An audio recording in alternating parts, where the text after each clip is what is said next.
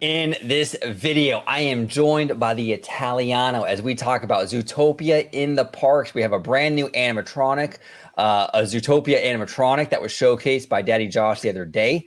Rumors that Zootopia might be coming stateside, which is very, very interesting. We're also going to talk about this new Little Mermaid show coming to the Disney Hollywood studios. We're also going to dip a little more and get into a little more detail in regards to Tiana's Bayou adventure. We did kind of break down in our live show the other day some of these set pieces, but we're going to kind of dig a little deeper into those pictures and discuss that.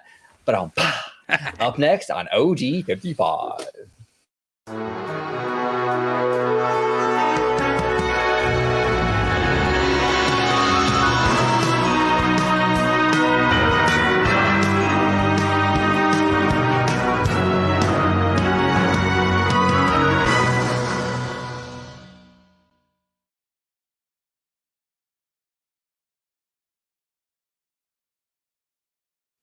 Welcome to another episode of OG 55. We are talking Zootopia. We are talking Tiana. We are talking Little Mermaid. We have a lot to discuss today. But before we do that, I want to introduce the Italiano. Welcome back on the show, Mr. Italiano. Thank you very much for having me. And as always, OG, it's always a good time coming on with you, brother, talking Disney, the studio side, the theme park side, the corporate side, all that good jazz. But I digress with that. But before we get into our lengthy discussion, if anyone would like to follow me on social media, you could do so on X, formerly known as Twitter, at Disney George. You could also find me on Instagram under the Disney Italiano. And of course, you'll find me here on my home base at Orange Grove 55 with Citrus Corner with all that sweet, juicy, but sometimes sticky Disney news and info. There we go. Let's rock and roll, everybody. Let's rock and roll. Hey, the king of pop, not to go on a tangent, but I miss Michael Jackson, actually. Despite of what anyone, thinks of him, of, personal life and everything, I mean, I thought he was a great human being and one hell of an entertainer. I mean, you talk about a one of a kind. He was a one of a kind. Musical genius, man. When they say king of pop, they absolutely meant it. I mean, absolutely incredible. Creative genius, absolutely. So let's dive into this, man. This is crazy, right? So this is from Scott Gustin once again. We always feature Scott Gustin on this show, okay? In this house, it's a Scott Gustin party every single time, right? So yeah, Scott Gustin right here with the tweet saying, "This is wild. A Duke Weaselton free-roaming robotic character was featured during a media session during the Zootopia grand opening ceremony at Shanghai Disney Resort. Imagineer Dustin Schofield shared the video on Instagram." So I'm actually gonna play this. This is interesting. So check this out. So this Duke Weaselton comes walking over, or like skating or something. I don't know. He kind of looks like the dude from Ice Age, actually, with the big eyes, but that's funny. Yeah. But he comes over, and then this is where it gets crazy. He pulls us down. I think that's pretty neat, man. That is fucking wild. I think that's pretty cool, dude. Now, here's the thing. I made a tweet saying we need more of this coming from Imagineering, right? Like the heart and soul of Imagineering is innovate, innovate, innovate, right? So this is the kind of stuff I really want to see from them. And I want to see them incorporate this stuff, not just for Zootopia, but do this for Galaxy's Edge, do this for Fantasyland, really go all out with this new technology, the stuff that really kind of blows minds, right? That like really no other entertainment company is really doing, okay? My only concern, though, is we've kind of been down this road before. I remember in the early 2000s, I've been in this community a long time, right? I always say it, but I have, when they rolled out Lucky the Dinosaur. Mm-hmm. You remember Lucky the Dino? I remember Lucky the Dino. Whatever happened to him? He made about maybe 3 appearances total. We never saw him again, right? They had the Beaker, the Muppet. Dr. Bunsen, Honeydew, and Beaker, the Muppet Lab. How many times have you seen that? Probably 2 or 3 times as well. They don't have a great history of kind of like utilizing the stuff that they create. Even those cute little BD droids that we recently saw for Galaxy's Edge, there were like a little line of them that were walking through the land. What happened to them? Right, what happened to them? I don't see anyone talking about that. Have they ever came back after that one time? See, that's what I'm talking about. So with this is fantastic, Imagineering. Keep doing this. But if you're going to have this, then put it in the damn parks. This is, honestly, like I follow a gentleman, 21 Royal Street on Twitter, Andy, right? Yes, of And he course. Yeah. point. He made a great tweet where he said Disney Imagineering loves to basically burn money. If you're not going to utilize this thing in the parks, it's burning money. I mean, I guess you get something out of it with the research and development, but it's still a lot of money to spend for something you're not going to use. So put it in the damn park. What are your thoughts, George?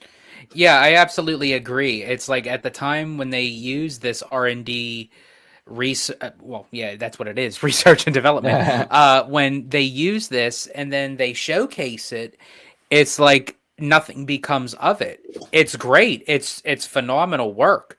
It shows really how far we as in society have come a long way with technology and everything, but it's like, what do we have to show for it?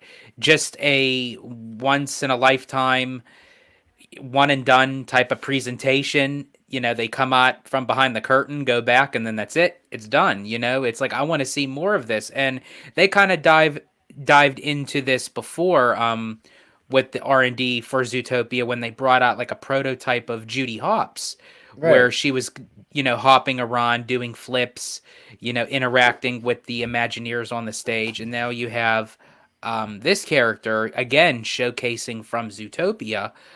Hopefully they incorporate this into the parks as free range uh, characters roaming around, or they could even incorporate that into the attractions themselves. Like you had mentioned several shows ago, G, about rather than just kind of have these distilled audio animatronics just in one spot, what if every time you go on a ride, it it's different every time because the characters could be placed in different locations Right. because they're constantly moving. Well, imagine for example, the potential with a legacy attraction like Pirates of the Caribbean.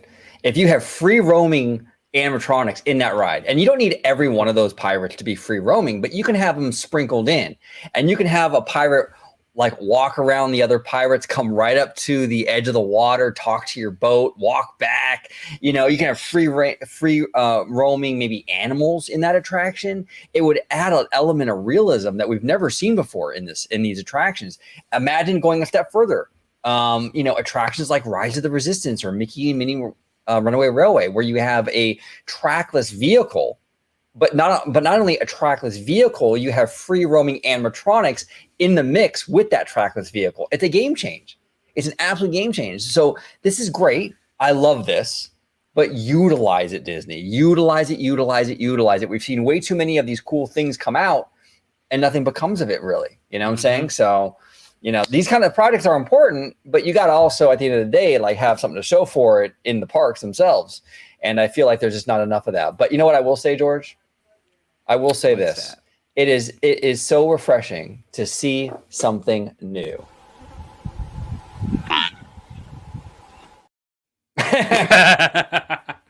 New, by the way. That's an animal joke. So Of course. Yeah. I actually stole that from the Jungle Cruise, but whatever. All right, so let's move on to our next topic, which is actually still Zootopia themed. Oh man, is this gonna do this? I got all this. Oh man, hold on one sec, everybody. Okay, here we go. Shanghai Disneyland's Zootopia-themed land could come to Disneyland Resort in Anaheim. This was posted today, just a few hours ago, actually. Shanghai Disneyland celebrated the opening of the world's first Zootopia-themed land on Wednesday, an area that could come to Disneyland Resort should the theme park's long-term expansion plans come to fruition.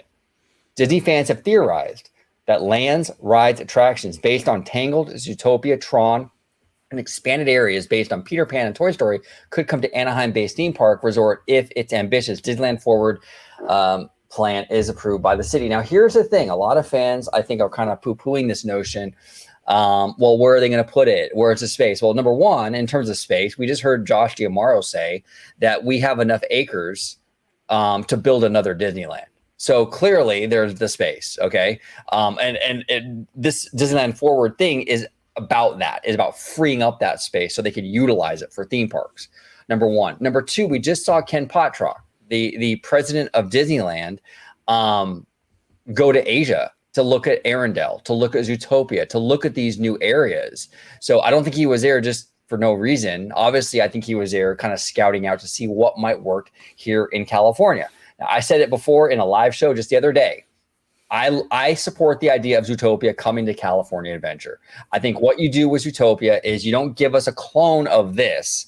What you do is you give us a Zootopia version of Los Angeles. So imagine the Walt Disney Concert Hall in that Zootopia style, run by animals, things like that. Los Angeles and Hollywood, icons and things like that that are done in the Zootopia style. So it's Los Angeles with a twist, right? That's what I would do. And I think that would be a good way to justify its existence in California Adventure, a good way to bring this franchise over here. You can put the new ride in, the Hot Pursuit, I think it's called, which would bring a trackless vehicle ride system to California Adventure. It's an e-ticket. That's another thing that DCA really, really needs. It's a family ride. Do it, Disney. So I think that would be great for DCA. But what are your thoughts, George? What do you think about the likelihood of this even coming to California? I think Zootopia coming to the Disneyland Resort primarily for DCA. I feel like there is more numbers growing to that notion. And I had spoken to you about this even before we started recording, that I truly feel like that this project was meant for Animal Kingdom. When all the talks, all the news, all the buzz was circling around in the Disney community, Zootopia was coming to Animal Kingdom. And when Braden from Mickey Views posted a tweet, or X, the night before of Destination D23, saying, from his reliable sources, say that Zootopia is coming to Animal Kingdom, but not in the way everybody thinks. And sure enough, the day after at Destination D23, Zootopia is coming to Animal Kingdom, but it's coming in the form of a 3D or 4D show experience in the Tree of Life, which I was not really a fan of. Not saying I'm not a fan of the show, of what it's going to be like, but to put it kind of half-ass it and put it in the Tree of Life, that's something that I don't agree with. So I truly feel like this project was meant in the original concept art that Chris Beatty, Imagineer, came out on the expo stage with Josh D'Amaro in the concept with the Moana to replace the Dino Land area. This is where it was supposed to go. I truly believe, with a lot of the issues going on in Florida right now, as far as with politics, with the Reedy Creek issue and Ron DeSantis and what have you, I feel like Disney doesn't really want to invest too much in the Florida theme parks right now. And let's face it, Disneyland is the hot ticket right now. All eyes are on Disneyland, especially with the new year coming, with the potential vote to greenlight Disneyland Forward. And I'm not going to say if, I'm going to say I know for a fact Disneyland Forward is going to happen. And I think that this could be one of the first projects to be put forward to be announced, possibly at the next D23 Expo for the Disney California Adventure expansion. Yeah, and there's a lot of acreage right there around the Pixar Place Hotel. Plenty of acreage for something like this. From what I understand, and I could be wrong, and please correct me in the comments if I am, I think this Zootopia is like between 10 and maybe 13 acres, if I'm not mistaken. And we have enough room over there in that lot over there by that hotel, if we get the Disneyland Forward thing approved, to put it over there for sure. They could even bulldoze Hollywoodland, really, if they want to go that route and build this in Hollywoodland. It would be a smaller version of it, but we could technically do that. It wouldn't be the first time that Disney has downsized or changed the size of something to fit it in California Adventure. They did it with Tower of Terror. It wasn't an exact replica. They created a new design for it so they could fit it in that park. So it's possible they redesign this and replace Hollywoodland. It's very possible. But yeah, no, I think you're right. I think you're onto something though, George. Look, I think that the Ron DeSantis bullshit, and yes, it's bullshit, that he's putting the company through and the whole area through is, look, if I was Disney, I'm not going to invest in something right now that is an unknown and uncertainty. They don't really know how these court rulings are going to go. And so why put millions or billions of dollars into an area where it's super uncertain right now? It's better to wait. You're right. It was probably built for Animal Kingdom, but Disney said, hey, you know what?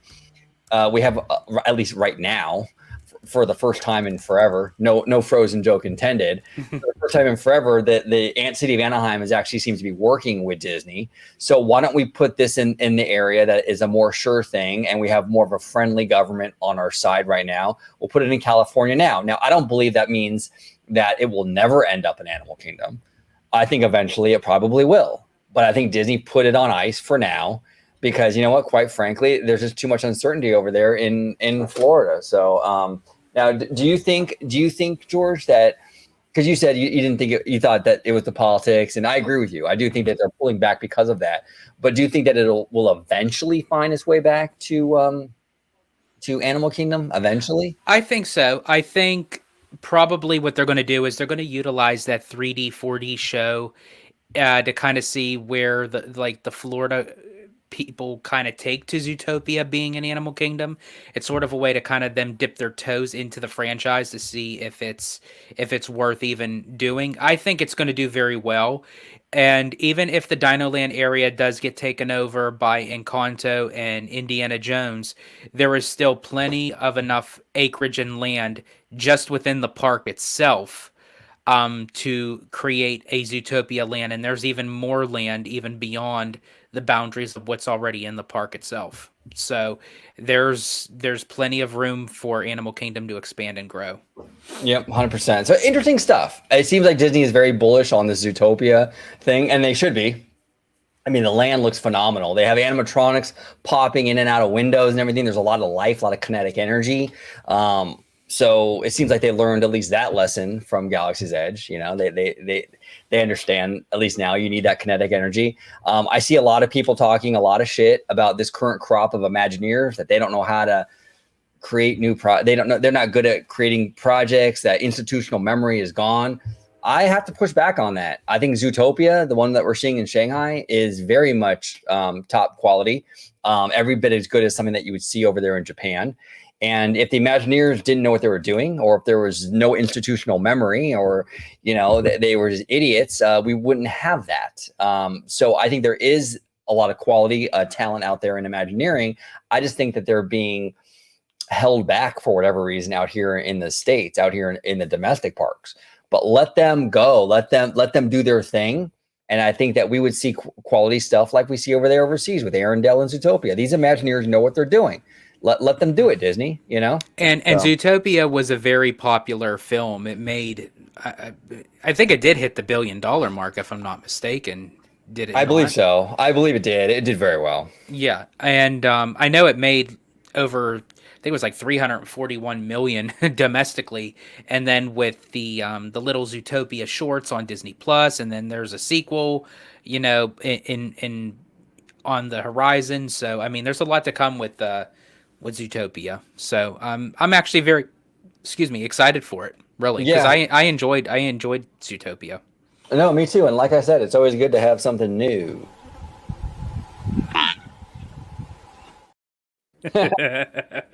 Do my Jungle Cruise joke one more time before we, get out of the Zootopia topics. Okay, so this is again from Sky Gooston, right? So new. This was announced today, and this is actually kind of controversial. A lot of people on Twitter are kind of upset about this. Mhm. Cruise Line has updated its Castaway K membership terms. To remain in the Castaway Club program, members must book or sail on at least one eligible cruise within 5 years of their last voyage. Now, I'm not a pro at this cruise stuff. I've only Mhm. done. I did the Wonder and the Wish. Mhm. You, however, George, you have like close to 10 under your belt. I have 9. Yeah. Nine. Okay, you have 9, and you're gonna have 10 very soon. Yes. So, what was the policy before? Like, what was it? There honestly there was really no policy. It was just like once you become a Castaway key member, after you did so many, you basically right after you do your first cruise, the next time you go back on your second one, you officially become a Castaway key club member. However, there's just different tiers. There's silver, there's gold, there's platinum, and now they added the new one, pearl, and that just depends on how many cruises that you complete. That puts you into those brackets. However, once you become a Castaway Key or a Castaway Club member, you're in it. There's no change. But now, I guess what it's doing is, because Disney kind of tends to give little perks to the Castaway Club members, like you get the free tote bag or you get the free little gifts, and what have you. I guess people are kind of utilizing that, but they're not going on any cruises, So maybe this is a kind of a, I hate to use the word threat, but like a threatening incentive to kind of get people back on the Castaway Club status. I don't really know. Disney didn't really confirm why they made this decision. But that's the only possible reason I could think, is to try to get more people to go on the cruise. But from what I've heard, that the cruise line, along with Disneyland, was doing, as Kaylee, friend of the channel, says, banging numbers. Right, right. So I don't even know really what incentive they would need to get people on the cruise line. Well, I feel like if you're part of the, because well, you so before you only had to go on one cruise, right? And then And then when you go on your second cruise, then that makes you the official Castaway Club member. like I kind of feel, and look, this is just me, like this is just my viewpoint. I don't have any official numbers on this, but I kind of feel like if you're already on your second cruise, like your second Disney cruise, you're kind of in it now, right? Like in terms of like you're probably going to do another one within 5 years anyway, if you're already done two of them. Right. You know what I'm saying? So I don't know how much this will affect people that much, because I follow a lot of people, a lot of Disney people on Twitter, and people that love the cruise lines go every year or every other year anyway. I feel like there isn't much Yeah, gap I mean, there. I mean, my very first Disney cruise was in 2013, and we're about to hit 2024. So that was a 10-year block out that I've done cruises, and I've done 9. So if you right. kind of do the math, I basically did a cruise a year, even though there were several years that I missed because of the pandy. But if you just kind of break that down, 10 years, 9 cruises, yeah, I would still be in the Castaway Club. So yeah, I don't know how those numbers even work out, but I just thought it was kind of interesting to kind of talk about, because that just kind of came out of left field. No, it did. Well, they're definitely trying to incentivize more frequent, I guess, more frequent sailings by people. But I just feel like, at least in like anecdotally, like our community, I guess Right. well, we're also in the fanatic community, so I guess that it's hard to really judge. But I feel like people, like at least the ones that I see, are kind of already doing this. They're already going like once a year, once every other year, kind of thing. Um, I don't know, but maybe the normies don't do it like that. Maybe they feel like they need a little more incentive. Now, what do you get as a Castaway Club member? I know we got the lanyards, and they're like Yeah, different colors. But is there yeah, anything else you that you you get? you got a lanyard because it was when we went on the Wish. Technically, that was your second cruise, so Right, you then became a Castaway Club member. So you got the lanyard. Um, I got a lanyard, but I got a different color lanyard because I'm a different tier of the Castaway Club than you, because I've done more cruises. right, So right now I'm gold. You're silver. Mindy, our mutual friend Mindy, is gold, and Dre didn't get nothing at all because that was his first cruise. right, right. So if he was to ever go do another cruise, that would officially make him part of the Castaway Club, and he would be silver. And Got it. then me and Mindy got an extra gift because we were in the bracket of gold. Got it. It's interesting. Yeah, they're definitely trying to incentivize, I guess, more frequency. I don't know. I think the cruise line provides an excellent service. I mean, the customer service, the Disney difference on the cruise is unlike anything you even see at the parks. I mean, it's amazing. It's a great experience. I think once you do it once, you're kind of hooked. I know I was. I know you were. I mean, you Yeah. have 9 of them. I mean, I've done 2. We're working on 3, right? I mean, it kind of like once you do them, you kind of like get hooked on it. And it's Yeah. actually like as much. Look, it's expensive. I'm not going to sugarcoat it. It's a lot of money. But I don't feel like when you go on this thing, you spend thousands. Yeah, Hmm. absolutely. But I like you don't feel ripped off though. Like No. this is a quality experience the whole Hmm. way through. You definitely get your money's worth. And the type of money's worth you get is you actually feel relaxed on vacation. Fuck man, it's so good. Sitting on that balcony or veranda, I think they call it the The veranda. veranda. Yep. Sitting on that balcony, man, and just watching the water, listening to the water. It's just amazing, dude. I especially fell at in love with night. it. Especially at night, because it's that notion that you can't really see anything because it's so dark, but just to hear it, you hear like the sound of the waves, and then in the morning you hear like the seagulls in the distance. It's like it's very it's very tranquil, it's very zen. Yeah. It's like, I mean, you can tie that up, wrap it up, and you could have a Disney Cruise Line ASMR video with that shit. Oh, Like, you could, bro. You could. Welcome to the Disney Wish. No, but you know what's funny actually is it's kind of weird. Like my first cruise was on the Wonder, right? yes. And I went with my family. I went with my mom, my sister, just my family. And it's crazy because we got a really nice room. Like it was pretty big, but like the bedroom that like my sister and I were in, it had like two little beds, like two twin beds. They were pretty Hmm. small, you know. Right. And it was like, in this little room, right? And even though the ceiling was kind of low, and you know me, I'm kind of claustrophobic. Oh, I'm actually very claustrophobic, you know. Right. Didn't bother me at all, Damn bother man. you. Not only did it not bother me, it was almost kind of cozy, you know. I don't know. Maybe it's just how they designed it. You know, it Well, wasn't like where it was like overbearing. yeah, well, and plus with me personally, with claustrophobia, it's more about the inability to get out if I wanted to. So that's why an elevator bothers me because once the door is shut, you can't get out. Right. With this That's true. room, obviously, I can just walk out the room, so it's not as much of an issue for me. Everyone's thing is different. For Different. me, Yeah. that makes all the difference. But I slept like a baby in that room. I mean, it was super cozy. But yeah, if you at home have not been on a Disney cruise, highly recommend. I know they're expensive, but at least try to do one in your lifetime. You will not Yeah. regret it. It's a phenomenal experience. But we're gonna stay out to sea, right? Hmm. And we're going to talk about The Little Mermaid. Disney announces The Little Mermaid, a musical adventure coming to Disney's Hollywood Studios in 2024. Okay, they got the concept art here, which is the animated Ariel, not the live action Ariel. Disney has today announced The Little Mermaid, a musical adventure, a fully reimagined theatrical production inspired by the Walt Disney Animation Studios classic, The Little Mermaid, will debut in the newly refreshed Animation Courtyard Theater in fall of 2024 at Disney's Hollywood Studios. Crazy, man. Now currently there's a Mermaid show, or there was a Mermaid show in that Hmm. spot, right? Correct. There used to be the Voyage of the Little Mermaid. So now they're gonna this is probably gonna be more of like Broadway style, right?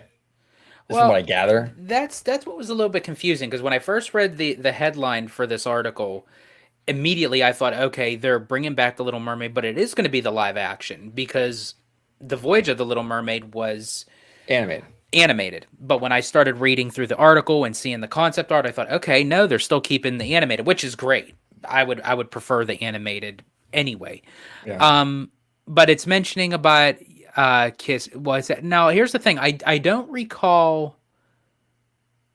I don't recall the Voyage of the Little Mermaid having the kiss the girl scene. It's been a very long time. I was never really too big of a fan of that show. I think I only seen it like twice in my lifetime of going to Walt Disney World. It's a very short show. It's only 17 minutes. So they basically chop the whole entire movie into 17 minutes. I mean, that's basically like a fireworks show. That's really short. Yeah, it's like the show was incohesive. It wasn't it didn't really make sense. They rushed it. There was only a few scenes uh where you actually had live performers on stage. Like they had the Under the Sea uh song, but it was all with like black lights, because they were using puppets, so it was like all dark. So it didn't even look like you were under the sea. And then Ursula came out. She did Poor Unfortunate Soul. Uh Ariel sang Part of Your World. As I said, I do not remember Kiss the Girl. So I guess they're just kind of revitalizing Voyage of the Little Mermaid, but maybe just to be a little bit better and maybe extend the show out a little bit. Yeah. Yeah. Um, but I I have no find it, idea. but I find it very interesting because I thought, in my mind, they were just gonna kind of, in time, bulldoze that whole animation courtyard because you had the Voyage of the Little Mermaid, you have Disney Junior Live, and then you have the Star Wars launch bay. You don't even have the animation building anymore. So that Right. whole area back there doesn't even make sense of what it's called, animation courtyard.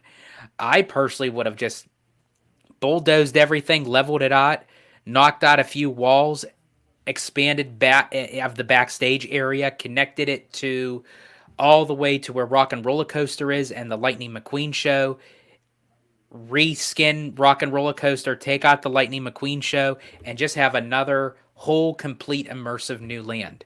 But the fact that they're putting in this Little Mermaid show tells me, not saying that it can never be done, but it's not going to be done in the near future. And again, going back to my last statement with Zootopia, I just think that Disney is trying to fill in small gaps in Florida right now because they do not want to uh, have big investments in Right. in the Florida parks right now, unfortunately. No, that's what it is, George. I think you're right. And we talked about it a lot. We kind of stopped covering Reedy Creek for a little while because it gets kind of monotonous after a while and there's a lot of unknowns. It's very much in the weeds too. And we're not lawyers. So it's like, but like when we did cover it, like, months and months ago, I mean, like we brought that up, we talked about how this is going to de-incentivize Disney to invest in that area, and a lot of people were like, no, no, no. I think we're seeing it, folks. I mean, I think that, look, there's uncertainty. They don't know what's going to happen with this whole district. I mean, why would you pour millions or billions of dollars into something when you don't know? Now, I'm not saying that they're never going to invest big in Florida again. Absolutely not. DeSantis will be termed out. He can't run as governor again. So eventually he's going to be out of office. They'll get some new, even if they get like a new Republican, maybe Disney can kind of have a better working relationship with them. And I think things will kind of get back to normal again. But right now, when you have an openly hostile DeSantis, Florida government going after you, why would you pour so much money into this stuff? So what they're doing, I think you're right, George, is they're investing in small increments. So we're getting the show. Hey, look, maybe we'll get some sort of update to Star Wars Launch Bay, right? It's Animation Courtyard. So maybe Launch Bay will focus on the Star Wars, the Lucasfilm animation. Maybe they'll do like a thing with Rebels and the Resistance show and Bad Batch and things like that and Clone Wars, right? That might kind of tie it into animation if they cared about the theme of the area, But you can do things like that in the short term, at least, Right. But yeah, I think you're right, man. I think they're really pulling back because of this Florida, the uncertainty over there, and we'll see what happens with it, dude. Because I'm tired of the Reedy Creek thing, man. I wish it would be over with already, one way or the other. Whether DeSantis wins or Disney wins or a little bit of both, just get it over with already. Yeah, it's killing it. It's obnoxious. It's monotonous. It's disturbing. It's uncalled for. It's ridiculous. It's bullshit. It's dumbfounded. I could just keep going on and on, bro. Yeah, I know. Well, and it's just I think that with DeSantis, he ran out of that And it's tiring. It really is exhausting. Just I could imagine like everyone that's involved in this thing, because just reading it just makes me want to book a Disney cruise for relaxation. I know, right? Like therapy, right? Yeah. Well, the thing too is like, yeah, I don't know, man. I just think that we're to the point now where I think Disney needs to. I think they just need to. I just want it to be over with and just let's just move on from it because it's too much. And, I was gonna say with DeSantis, it was like political gold for him when he first did it, right? Because this is like red meat for his base, right? The big mouse bad woke Disney thing is like it's red meat, right? They eat it up, right? But the thing is like, I think that's sort of, at least for DeSantis, I guess, I don't know, has sort of run its course because he's not doing so hot in the presidential primaries right now. In fact, he's tanking pretty bad. And not to mention, a lot of his people that he hired for this oversight district, they're all walking out. They're quitting. Yeah, it's a mess, dude. It's a mess. I think there's going to be changes. I mean, I think I think that the district that we see right now won't be the district that ultimately emerges after these court cases and stuff. Yeah. My prediction, again, this is just my prediction, so take it with a grain of salt. My prediction is whatever comes on the other end of this will be a little bit more of a hybrid between what Disney wants and what DeSantis wanted. It's not going to be so heavily skewed towards DeSantis. I think it'll be a little bit of a mix of both. Yeah. And after the fact, a new governor comes into play. Then we get a new governor, and then so it'll work itself out. But man, it's been a mess though. It really has, dude. It's been an absolute disaster. Now, okay, so this is from Spectrum News 13. Okay, now we talked about this on our live show the other day, but we're going to dive in a little. We're going to dig a little deeper, right? We're going to dig a little deeper into this because it's interesting. So Disney shares first look inside Tiana's Bayou adventure. Now, this is the first still that they show. Right. It's the Imagineers. And I'm so sorry, brother. Before Yeah, you continue on, I'm sorry. I just have one more corny joke before we go on. sure. And folks, this is more so going to open up in December of 2024. So basically, 1 year from now, probably around that time, this will be open. So just remember, we're almost there. There we go. Absolutely, absolutely. So this is kind of what we're looking at here. This doesn't really show too much, but you can kind of see the little shack in the background. You can see it feels very look, they're definitely capturing this Bayou energy. We talked about it in the live show. It's very reminiscent of that first scene in Disneyland's Pirates, where you kind of go through. It's real slow with the fireflies. It's very reminiscent of that, right? And it was funny because on Twitter there were fans kind of trying to trash these images, sort of talk shit about them.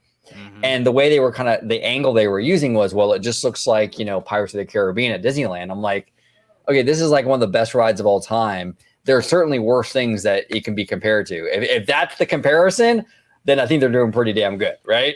I don't know, just my opinion on it. But I like this. It looks really cool. The other thing too is they're going in a different direction, right? Because Splash Mountain was much more cartoony and stylized.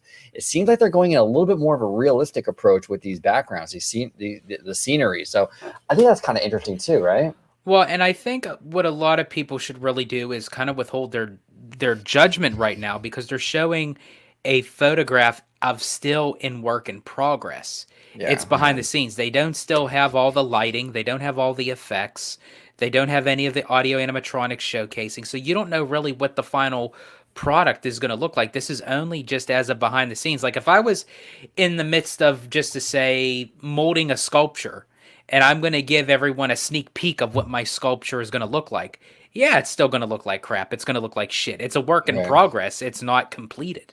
Right, 100%. Now, Braden from Mickey Views is reporting, and again, this is his source, and I want to talk to you about it, George, because I think it's interesting. But his source is saying that an Imagineer said that Bob Iger, I guess, walked through the attraction. Right, he didn't ride it because there's no water, so he couldn't ride it. But he walked through the attraction and said, "quote This is boring," end quote. Now, here's the thing. I'm not going to obviously I don't know Braden's sources. I'm not going to speak on whether that's accurate or inaccurate. But here's what I want to talk about with this. A couple things we have to remember. The quote that's being talked about, "This is boring." My issue with that is that we don't know the context here. And I know people are going to call me a pixie duster, but hear me out, okay? Hear me out. And maybe he thought the whole thing was boring. I don't know. But we don't know what he was referring to, though. Was he referring to the entire experience? Was he referring to one scene that he thought maybe looked boring? Was he referring to an element or two? That's the thing. That's the problem I have with leaks like this. Nothing against Mickey Views, but just in general, is that you're getting just a little bit. You're getting you're getting 3 or 4 words of something, and you don't know the context. You don't know what he was really referring to. And I think that's what the problem with this stuff is, because you're trying to extrapolate something out of very little. It's like the game, if you ever played as a kid, the game of telephone too, right?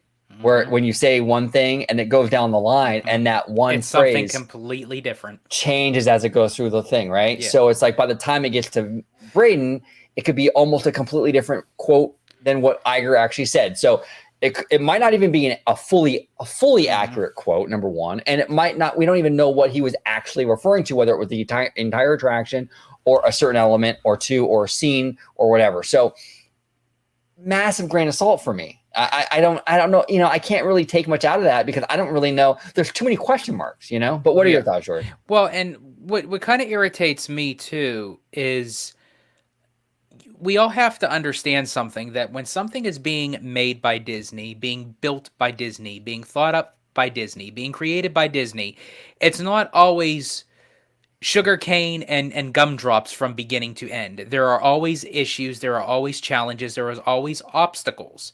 So Bob Iger could have literally said, as you had pointed out, OG, this is boring. Maybe we can kind of tweak this, or maybe you guys can come up with something of this where it can be maybe changed. That's brainstorming. That's good. That's healthy. Right. Because if you don't do that and you say, oh, that's good, that's good, that's good, that's fine, then guess what? Then you are ended up with something that's crap because no one is willing to speak the truth. Didn't we see that in the Imagineering story on Disney Plus? When he was looking at the model, I remember this. It was a clip in the Imagineering story when Bob Iger was looking at the model for Cars Land, which Cars Land is amazing, but like he was looking at the model and he was kind of saying he had notes. He said, I don't know, the rock work is going to reflect a lot of that sun, that daylight, right? A lot of that sun's going to be really hot in this land. I think we're going to have to add more trees. He had criticisms and he was giving the Imagineers feedback. Right. So this is boring. Even if he was talking about the entire experience, that's feedback, which is good, like you said, George. So now the Imagineers can address that. Right? Don't we want that? I'd rather have that and have them address that than have him, like you said, George, go through and just say, oh, that's fine. That's fine. I want that feedback from him. So yeah, a lot of people are kind of latching onto this like a big negative thing. Like I said, it's honest feedback. So we might get a better experience on the other end. Number one. Number two, we don't know the context. It's 3 or 4 words of something that an Imagineer says he said. And it's just, I just can't put much stock into it in my, respectfully, And as I said before, and I'll say it again, I really think we could all have our opinions. We could all have our thoughts. We could vocalize it. We can record it, post it, write it, whatever, tweet it, exit, whatever you want to call it. But I still think everyone should at least just kind of take a breather on this and just wait till it opens and experience it yourself. Yeah. If by then you feel like it's not fitted for you and you don't like it, then that's perfectly fine. Right. No, and I agree with you. And the normal, rational people will do that, right? They will ride it and they'll make that decision whether they like it or they don't like it, right? Or they're in the middle, What I think is going to happen though with unfortunately, like I said in the live show, right? This has become a culture war issue. So you're going to have people out there that are so fucking hell-bent on this culture war and winning the culture war that this thing, I'm telling you right now, you could have an animatronic Tiana walk through this attraction and they would still say it sucks because it's woke. So therefore bad. And then you're going to see all the nitpicking from that side. I guarantee it now. The nitpicking is going to be ridiculous. And that's what's sad because these things aren't judged now on the merit of the quality or the product. They're judged based on, well, we have a culture war that we're waging against the Mouse House. So, we can't let them have this win because we got to let them know that we're not going to allow them to do woke in our parks. So it's like this narrative. This thing has to suck for that side of the argument, because if it doesn't suck, then they feel it justifies more woke in the parks. You understand? Correct. Like, so that's what drives me nuts with this, because it's baked into the cake that they're going to hate it. In order for them to win, this has to fail. Right, exactly. And that's what bothers me. That's what bothers me. And look, just because something is woke doesn't necessarily mean it's bad either. Barbie is $1 billion movie. A lot of people like Barbie, and I remember seeing all the YouTube thumbnails about how it's the wokest movie in the world, or the wokest movie to end all woke movies. And a lot of people still like that movie quite a bit. So you can have a woke thing, okay, and it can still be good. Now you can also have a woke thing and it can be garbage, okay? It's like anything. But yeah, that's what's frustrating. And that's kind of like going off a little bit of a tangent here. Just because a person, would watch a woke movie, that doesn't necessarily mean them as an individual are woke. That's just like if you were to watch a action adventure movie right. And there's lots of killing and murder and shooting and what have you, that doesn't mean that you're a person that's all gung-ho about going out and going on a rampage. No, you're just watching a movie that proclaims to, like like the Lethal Weapon movies or Die Hard movies. You know, I Right. absolutely love those movies. You know, they're classics. But you know, in today's time, if you look at that, would they consider certain aspects of it woke? I don't know, probably, but that doesn't necessarily mean the person's actually woke. It's like, why do you have to watch one thing or the other to be labeled and titled as these things? That's what I'm so sick and tired of, is being labeled and titled something that I'm just a human being, just going through life, wanting and liking what I want to want and like, you know? Well, yeah, I know. I get called a pixie duster every day on Twitter. Yeah. It's like, Well, and you know how we answer to that, OG. oh, I know. That's exactly it, right? You want to call me a pixie duster? Then go right ahead. But that's the thing too, right? Like that's the thing too with the with the whole pixie duster thing. It's like, I don't know. It's crazy. But here's what I do want to make clear though. I want to make this very, very clear. It's okay to miss the old attraction. It's okay to miss Splash Mountain. Absolutely. You like that ride. There's nothing wrong with that. It's also okay to be like, you know what? I don't think this retheme was a good idea. It's also okay to ride this ride and go, you know what? I didn't like it. So I want to make that very clear. I'm not saying that you can't be critical of the new thing. I'm not saying that every conservative is going to be that way. That's not what I'm saying. What I'm saying is there are elements, though, the fringe, that they're so invested in the culture war. Those people are not going to be as open-minded and reasonable as most people will be. So again, you can be conservative and love this thing, or you can be open and honest and not like it. That's fine, and that's going to be for sure with a lot of people. I'm talking about the extremes. The extremes. That's where I'm annoyed. Yeah. So again, you can ride this, you can hate it, and you have every right to do that. But the people that have already basically written their reviews, we know they're gonna. You know what I'm saying? That's what bothers me. That's what bothers me. So Absolutely. We'll see what happens, brother. But it's going to be a wild 2024 when this thing opens, dude. I'm telling you, I might even stay off Twitter, dude. I don't know if I when this opens, because this is going to open at the end of 2024. Yeah, this is going to cap off the year moving into 2025, big time in the Disney community. I can barely handle it now. It's just a little too much, you know what I'm saying? But that is going to be obnoxious. Like it's going to just loud as hell. It's going to be all over and it's going to be too much. I don't know. I might have to check out for like 2 weeks. To be like, you know what? I'm cutting off Twitter for like 2 weeks. I just can't do it. So yeah, we'll see, man. I already got this one guy on Twitter. I blocked him. He's screenshotting me, calling me a pixie duster every day. It's like, dude, like I blocked you. Like, what are you doing? like every fucking day, it's crazy. But George, I want to thank you, the Italiano, for coming on the show, talking shop with me, talking Tiana, talking Mermaid, talking Zootopia, talking all things new. There. Let them know they can find you on social media, sir. Absolutely. You can find me on X, formerly known as Twitter, at Disney George. You could also find me on Instagram under the Disney Italiano. And of course, you'll find me here on my home base at Orange Grove 55 with Citrus Corner, with all that sweet, juicy, but sometimes sticky Disney news and info.